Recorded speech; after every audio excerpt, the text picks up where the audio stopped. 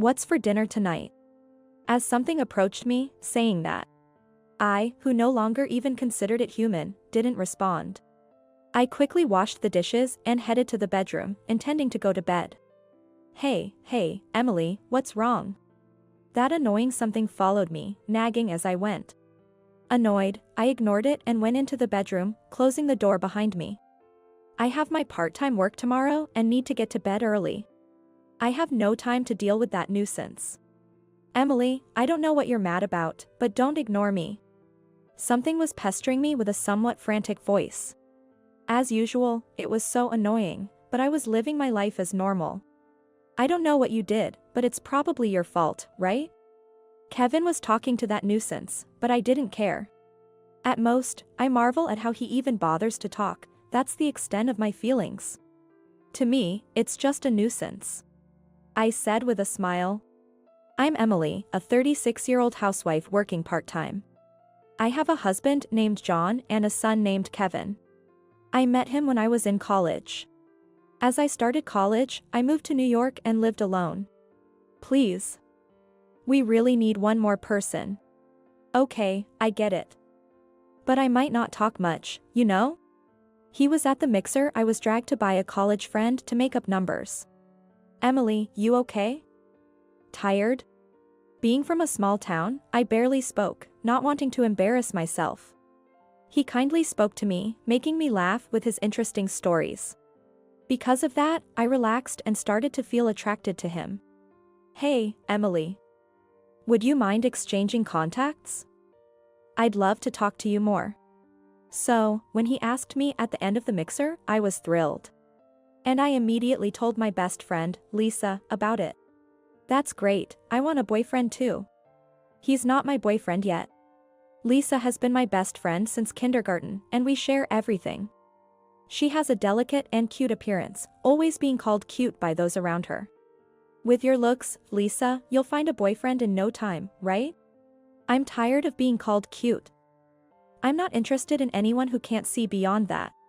Despite her demure appearance, she always spoke her mind quite straightforwardly. Because of this trait, she sometimes found herself isolated from others. But I've always liked her for that. Anyway, congratulations. Let me meet him when I go to New York. Of course. She didn't pursue further education, opting instead to work in her hometown to follow her dreams. Because of that, meeting up wasn't so straightforward. Still, just talking every day was enough for me. John and I started dating after several dates and his confession. Everything went smoothly, and we got married right after I graduated. John, I think I'm pregnant. Really? Well done, Emily.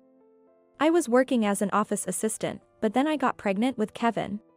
After being asked by John to become a full-time housewife, I quit my job.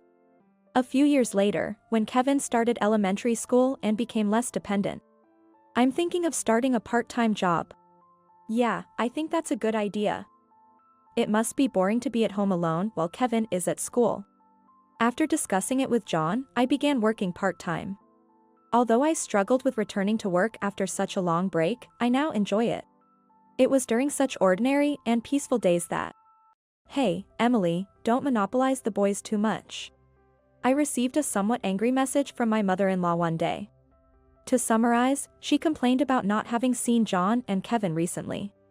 She didn't want to see me, so she demanded that only the two of them visit her. I see. I'll pass the message on to John then. My mother-in-law, Kate, adores her only son, John, and her grandson, Kevin, to the point of spoiling them. On the other hand, she seems to see me as the villain who stole her precious son. After you gave birth to the heir, you became useless to me. She even boldly said such a thing to me. My father-in-law, on the other hand, has always maintained a stance of indifference. Whether I'm being scolded by her or chased out of their house, he wouldn't even glance my way. Kevin, you are so smart. Truly worthy of being the heir. However, he seems to be interested only in Kevin. He dotes on him along with her. I'm the only one not accepted in that house. If that's the case, I should be the one to endure it. I'm home. How are your day?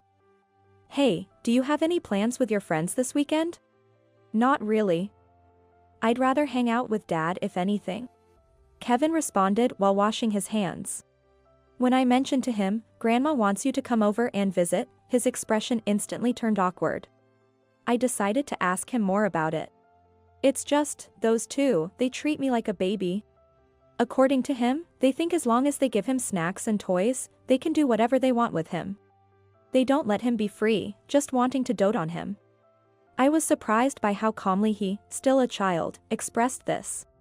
If I have to go, I'd rather visit Grandma on your side. I couldn't help but smile wryly at his words. My parents live in a distant countryside, so we can't visit them often. It's a once a year, if even, occurrence. I'll talk to Dad when he gets back. He nodded in understanding and returned to his room to do his homework. As I watched him go, I pondered how to discuss this with John. John, a manager at a large corporation, often comes home late due to his busy schedule. Even today, he came back after Kevin had gone to bed. Your mother said to bring Kevin over next time, without me, of course. He looked displeased as I brought this up. It seems he finds her doting somewhat annoying. I've got a business trip this weekend, so I can't go. While surprised by the sudden news, it wasn't the first time. So I simply replied, "Oh, is that so? Because of the business trip, we won't be able to visit them." However, the thought of having to call and explain this to her, given her persistence, is daunting. So, he seemed displeased. Well, she won't be satisfied unless I say it myself. I'll call her later. Thanks, I appreciate it. There's a chance she might just show up here, so could you maybe go out with Kevin, just in case? I pondered over his words for a moment. He's supposed to be leaving for a business trip on Friday. If that's the case, and Kevin also wants it, maybe it's a good idea to visit my parents' house. After discussing it with Kevin, we decided to head to their house right after he got back from school. Yay! I'm so happy I get to see Grandpa and Grandma there. His face lit up with joy. For his smile, I can endure calling her. Seeing him so happy made me think that. A few days after spending the weekend at my parents' house. It's been a while, Emily. Do you have time to listen to a bit of my rant? Yeah, sure. One day, I got a call from Lisa. Ideally, she'd like to meet on a day when I'm off from my part-time job, but it might be difficult if she's coming from the countryside. As I was thinking about how to arrange it. Actually, I've moved to New York and I'm here now. She surprised me with that news. It turns out, Lisa lives not too far from my area. So, we decided to meet at a nearby cafe. You should have told me sooner. I said as soon as we met at the cafe, to which Lisa smiled. Sorry, I've been so busy with starting my own business. It seems she finally started her own business about 10 years ago. Since then, she's been busy stabilizing her business performance. And I hear childcare is tough. I didn't want to impose. You shouldn't worry about it. Emily, you're too kind. You'd sacrifice your own convenience for others. If I said I wanted to meet, you'd try to make it happen. Even if it's tough for you. That's why I couldn't just bring it up. I smiled bitterly at her words. She hit the nail on the head. So, what's the rant about? It's about my boyfriend. Apparently, she's been dating this boyfriend for 10 years. They even spent last weekend together at her place. We talked about marriage then. But he didn't agree. And that's not the only thing she's unhappy about. Wait, he has a kid? Yeah, that's not a problem for me. Single parents are common these days. It turns out he is a single father with a 10-year-old son. However, he hasn't introduced her to his son. I really want to move forward with our marriage talks, considering our age. I at least want to meet his son. Did you tell him that? Of course, but he keeps saying eventually and it never goes anywhere. She seemed serious about this. She wants to move forward because they're seriously dating. I could tell that's how she felt. By the way, what's this boyfriend like? He's a gentleman. He works as a manager at a big company nearby. His son's name is Kevin, I think. At those words, I felt a jolt. The description she gave of her boyfriend matched John exactly. He did say he was going on a business trip over the weekend. I hadn't thought much of it before, but is it normal to have sudden business trips on weekends, which are typically days off? With that thought in mind, I desperately tried not to show my anxiety as I asked Lisa. "What's his name?"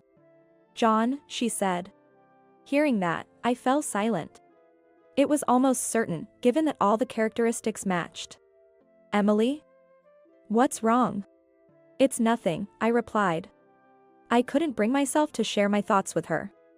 I was afraid of causing a rift in my relationships with John and Lisa. How could this happen?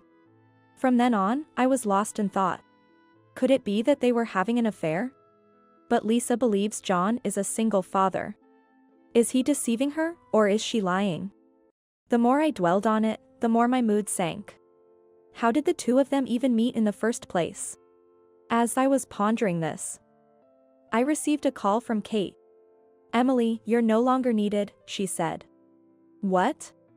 "Give up your custody of Kevin and divorce John.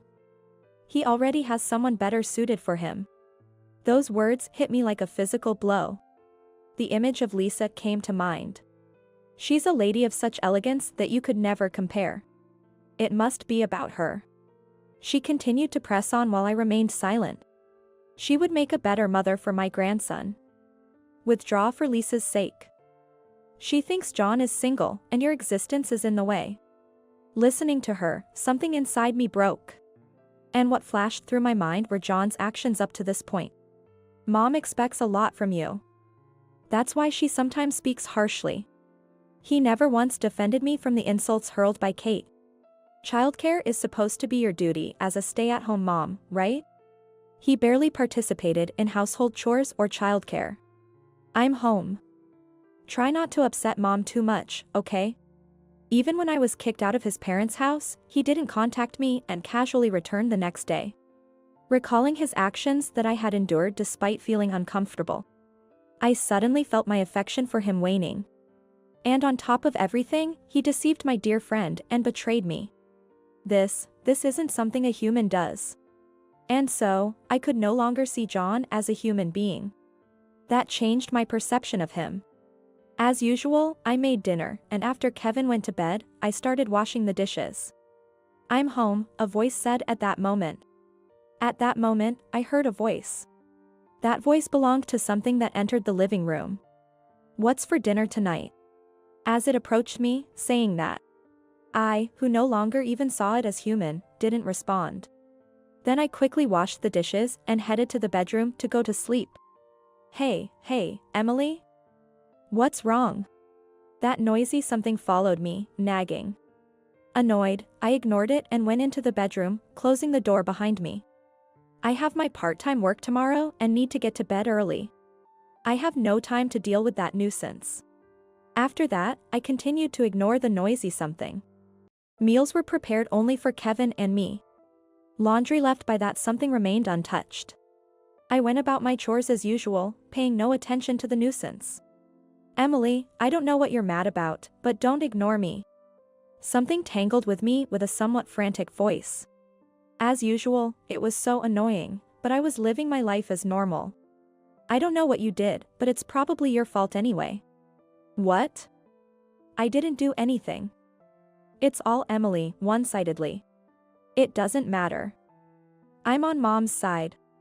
Kevin was talking to that nuisance, but I didn't care.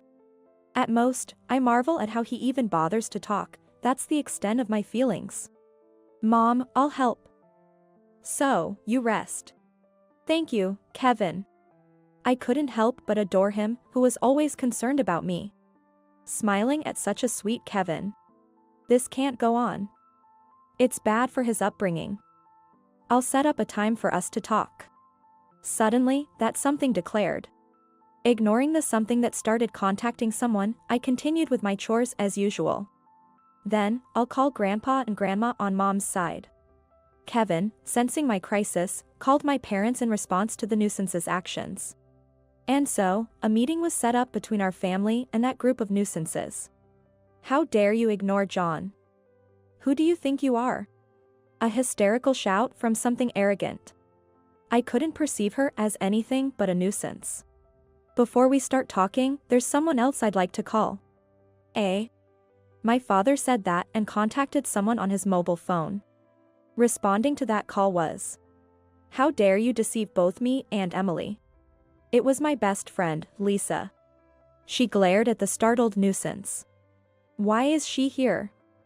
As I wondered, my father explained. "A few days ago, Kevin told me something was wrong with you. So, I had a detective I know look into it. As a result, it was discovered that a certain John and Lisa were in a relationship. When he asked her, it became clear that she too had been deceived by something. It seems she was contacted because a meeting was suddenly arranged. And that's why she showed up today, ready to confront the situation. Of all people, to be involved with my best friend Emily's husband. Calm down, Lisa. Don't you dare address me so casually. You're in on this too, aren't you?" Then her torrent of confessions began. Lisa met that noisy something through a dating app, it seems. They met there, and on their first meeting, that something told her he was a single father with a child. "And yet you had the audacity to say you wanted to marry me if I was okay with that. I thought you were sincere. But you're just the worst kind of man." "Well, that is..." Stared down by Lisa, that something mumbled and stumbled over his words. It seems he couldn't find any words to counter. "So, you pretended to be someone else to get close to Lisa. Were you planning to take only Kevin if things went south?" "Well, I suppose she would have made a fuss if you had to give up Kevin." My mother muttered that. I could sense her simmering anger. "Emily, I'm truly sorry. I had no idea John was your husband," Lisa said. I smiled warmly at her. "Don't worry about it. As far as I'm concerned, I no longer have a husband." I noticed the noisy something startle at my words. Pointing at that noisy something? "To me, that's just a nuisance," I said with a smile. Lisa looked shocked at my words. But then she quickly murmured, "Ah. I've always been known to be kind to those around me. I've always lent a hand when someone was in trouble and given in during arguments. I thought it was okay for me to bear the burden. I could endure more than others. If that made everyone happy, then it was fine. That was my belief. You're kind and always endure, but when you reach your limit, you become scarier than anyone." I could see the confusion in their faces at her words. And she gave them a cold look. "You've been taking advantage of her kindness all this time, making her endure so much." Then, there was a tipping point that brought her to her limit. She reached a point where she could no longer recognize you as a human being. She explained this on my behalf. And she's right.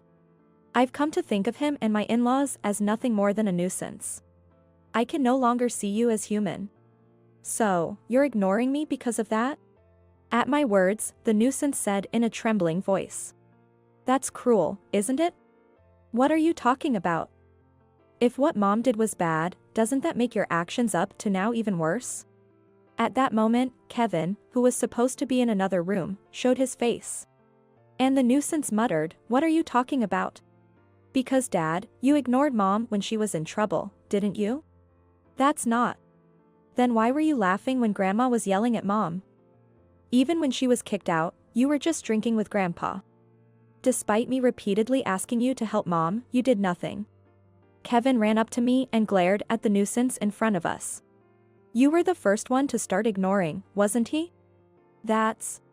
At that moment, Lisa stroked Kevin's head. Her eyes praised Kevin, as if to say, "Well said. So this is how Emily has been treated all this time. I understand very well now. How could you treat someone's daughter like that?" "Don't worry, Emily. We'll make sure to get child support from him for you." Lisa and my mother glared at the nuisance.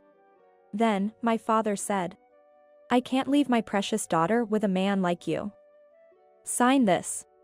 I want to make things right with Emily. Even after seeing my daughter, who can no longer recognize you as human." The nuisance started trembling. I felt his gaze on me from time to time, but it must have been my imagination. "This ingrate. Kevin is our precious heir. You're not taking him with you." "Heir? What do you even have in your family? Shouldn't his wishes be the priority anyway? The woman was ranting, but Mom shut her down. The men seemed to be kept at bay by Dad's glare. Not stopping your wife's actions, not even trying to look. How pathetic for a man. I had no choice. She wouldn't listen to me. Kevin, you'd prefer to be with me, right? In response to the woman, Kevin gripped my hand and glared. I don't want to be treated like a little kid. I want to be with Mom. He declared firmly. When did he become so dependable? I stroked his head. Emily. I'm sorry. After that, he and I didn't exchange words. To me, his existence was like it wasn't even there. All I felt was the nuisance quieting down. Mom? Yes? What kind of person was Dad in your heart? Kevin asked, and I looked around. The husband in my heart was no longer there, and it took me a moment to even remember. Well, he was selfish, I guess. Selfish. So, you don't like him anymore? How can I like someone who doesn't exist in this world? At my words, I thought I heard someone cry. But I felt nothing seeing it. I'm really sorry. I didn't realize I had driven you to this point. It's too late for regrets. I hate you and everyone else who bullied Mom to this extent. At those words, the woman screamed. Stop yelling. You're really annoying. She told the nuisance with annoyance. John. I truly loved you and was serious about our marriage and children. Lisa. That's why I will never forgive you for this. Never show your face to Emily or me again. The nuisance mumbled an acknowledgement, head bowed, at Lisa's words. After that, the nuisance who was once my husband and I divorced. I was going to return to my parents' home, where they told me to take a break for a while. Of course, Kevin would be with me. I'll never forgive you. I'll make sure to squeeze every penny out of you. Lisa seemed to have arranged with the lawyer, Owen, to claim child support on my behalf. She apologized to me for everything that happened. I'm really sorry. I ended up destroying your family. So, don't apologize so much. Lisa, you did nothing wrong. It makes me wonder why she was dating him without any questions in the first place. It was simply because she didn't know the person I was married to. When I was dating him, she was still in our hometown, so I never bothered to introduce them. It's not like we didn't meet because I didn't talk about it much. And I didn't ask much about it either. The wedding was a small affair, just close family. At that time, she was busy with her startup and couldn't make it to meet him. That's why she didn't know what my husband looked like or his name. And then I enthusiastically used a dating app, only to end up like this. She said this with a wry smile. None of this was her fault. Despite that, she apologized sincerely and repeatedly. Well, how about in exchange for forgiveness, you remain my best friend from now on? Of course. I should be the one asking you. She said, and I smiled at her. She, with tears in her eyes, nodded in agreement. Our friendship remained unchanged. Meanwhile, the person who was John couldn't gain custody and returned to his parents' home. Rumors started circulating that he had cheated with his wife's best friend, leaving him with no place to go, and he eventually quit his job. I heard he's now cooped up at his parents' home. What's utterly unforgivable is that he started using the dating app because you got pregnant.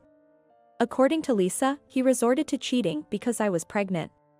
Being pregnant meant I couldn't attend to him as before, and he used that as an excuse to indulge in affairs. Certainly, that's inexcusable. Emily, don't you feel angry towards John? Yeah, I still can't even recognize this John human being. It seems this incident has taken a significant toll on my mental health. I still can't see them as human beings. The doctor told me not to rush and to heal slowly. Kevin told me. You were treated terribly by your in-laws. He apparently felt frustrated every time he saw me being mistreated by them. He felt helpless because he was a child and couldn't protect his mother. Maybe that's why he matured faster than his peers. Maybe that's why he's been a bit clingy lately. Oh, that's adorable. Now, he holds my hand wherever we go. And when I pat his head, he giggles, which is just adorable. Even so, he's declared that from now on, he'll be the one to protect me and he wants to start learning wrestling. Really, Kevin is so manly. I wish I had a boyfriend like him. She said this, her spirits dipping. Being deceived this time might have been partly because she was feeling rushed, with me getting married and pregnant. We need to hone our ability to judge men better. Ha, I'm rooting for you. I haven't told her yet, but I received a message from the people who were once my in-laws. The message demanded that we send Kevin over. It seems they are still fixated on the idea of him being the heir. I'm not an heir. I don't want to inherit anything from those people. Thanks to Kevin's firm stance, they became disheartened and stopped contacting us. Seeing how reliable he has become, I've realized I need to change too. Not just enduring, but gaining the strength to confront issues head-on. That's what I've decided. Emily, I heard you're going to start working. Yes, I'm going to give it my all starting today. After taking a break from my part-time job to fully rest my mind and body, with the doctor's permission, I decided to start working. Even with child support, it's important for me to provide for Kevin. So, you're going to work as an office clerk, right? That's right. Owen offered me the position. I'm going to work at the law office of Owen, who has been very helpful during this time. Owen has been keeping an eye on me and regularly visits. Through this connection, I ended up working at his place. Somehow, thinking about starting work makes me feel excited. Surely, working full-time will demand different tasks from me than my part-time job did. Still, the idea of starting something new has me excited. It's a shame, though. I wanted to hire you. But he got you first. She said this with a slightly pouty smile. I had thought she would definitely hire me. But I wanted a change. Staying with Lisa might make me too dependent on her. So, I decided to take Owen's offer to avoid that. By the way, you know, John's parents' house was sold recently. Apparently, the in-laws, who had pushed all the blame onto John, forcefully kicked him out even though he was a shut-in. However, the neighbors caught the whole scene. Already viewed as a family that harassed their daughter-in-law, they became even more disliked for kicking out their beloved son. Unable to bear the disdain, they sold the house and fled. Well, in the end, they messed up wherever they went, and now they're reportedly homeless. Ultimately, his in-laws couldn't change. That probably led to the dire outcome of becoming homeless. As for John, he seems to have disappeared. Actually, I know where he is. Afterwards, a letter from him arrived at our house. Initially, I couldn't bring myself to open it, but after recovering, I finally read it the other day. I truly am sorry. That's why I will live my life just for Kevin's child support, out of your sight, the letter said. Including a photo of John taken at an international airport. He seems to be planning to struggle alone in a foreign land where no one knows him and he doesn't speak the language. Do you know anything, Emily? No, I don't know anything. He might be cornered just like I was. But it's no longer my concern. And so, I decided to forget about John. Mom, are you done talking? Yes, we're done. Then help me with my homework. There's something I don't understand. Kevin said this as he pulled my hand. To protect this child's smile, I don't have time to dwell on John. After that, Owen and I got into a good relationship, and we started dating. Kevin also became attached to him, who always respects my decisions. When you're with him, Mom, you really look happy when you smile. That's why I'm happy too. Kevin told me this, and he also thanked him for making me smile. I was so moved that I almost cried with him. By the way, he continues to practice wrestling. His desire to protect me has now turned into a desire to protect others. I want to become a police officer who helps people in trouble, just like Mom. With that in mind, he is diligently working towards his dream. On the other hand, it seems that Lisa has finally found her happiness. Actually, one of my classmates confessed to me. This classmate is someone I also know, and it seems he has liked Lisa since high school. But back then, she was out of his league. So, he decided to work hard until he felt worthy of her. And it seems he came to see her after hearing her story. Hee, that's wonderful. Yes. I'll make sure to find happiness this time. And of course, you have to be happy too, Emily. Yes, of course. This time, we will both strive to truly find happiness. We made that promise to each other. By the way, you've really started to smile genuinely. Yeah. I've decided not to hold back like before. It's made things a lot easier. That's good to hear. I've learned something from my experiences with John, too. I thought it was enough if only I made sacrifices. That mindset ended up worrying Kevin as well. For the sake of my dear child, I'll limit my sacrifices and aim for happiness. With that in mind, I embarked on a new chapter in my life.